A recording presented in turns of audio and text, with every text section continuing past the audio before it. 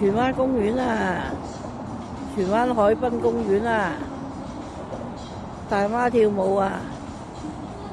今次嗰啲音樂係最靜㗎啦，次次嚟到咧，嗰啲音樂都好犀利嘅，少咗好多大媽喎，之前嚟咧仲多啊，幾好啊！食完飯嚟運動下。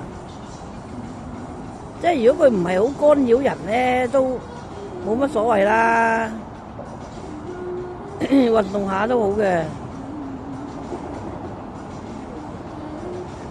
咁公園係俾人哋休息噶嘛，佢又唔近民居，唔騷擾嘅，